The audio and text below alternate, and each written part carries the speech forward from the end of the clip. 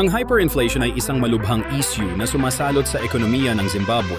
Ang pangyayaring ito ay naglalaman ng malubhang pagtaas ng presyo na nagiging sanhi ng pagbagsak ng halaga ng pera.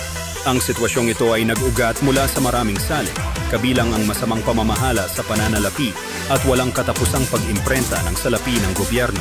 Simula noong kalagitnaan ng 2000, ang Zimbabwe ay nakaranas ng isang hindi kapani-paniwala na pagtaas ng presyo. Isang tasa ng kape na dati ay nagkakahalaga ng ilang sentimo ay naging milyon-milyong dolyar Zimbabwean. Ang ganitong uri ng inflation ay humantong sa kawalan ng tiwala ng mga tao sa kanilang sariling pera. Maraming mamamayan ang nagbabayad ng kanilang mga bilihin gamit ang mga banyagang pera tulad ng dolyar ng US upang mapanatili ang halaga ng kanilang kinikita.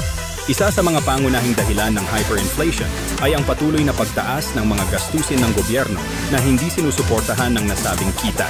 Nang bumagsak ang industriya ng agrikultura ng Zimbabwe dahil sa sapilitang pamamahagi ng lupa, ang paliwanag ng kakulangan sa produksyon ay naging isang hamon na nagpalala sa sitwasyon ng hyperinflation. Walang nagawa ang gobyerno kundi mag-imprenta ng higit pang pera upang matugunan ang pangangailangan na naging sanhi ng higit pang inflation. Ang mga tao sa Zimbabwe ay nahirapang makabili ng mga pangunahing pangangailangan. Ang mga sweldo ay hindi umaabot sa pagtaas ng presyo, kaya maraming tao ang namumuhay sa ilalim ng matinding kahirapan. Marami ang nahihirapang maghanap ng pagkain na sapat sa kanilang pang-araw-araw na pangangailangan. Sa kabila ng mga hakbangin ng gobyerno, walang tangible o tunay na solusyon ang natamo upang malunasan ang krisis. Sa kabila ng lahat, ang nakalipas na karanasan ng Zimbabwe ay nagsisilbing babala sa ibang mga bansa.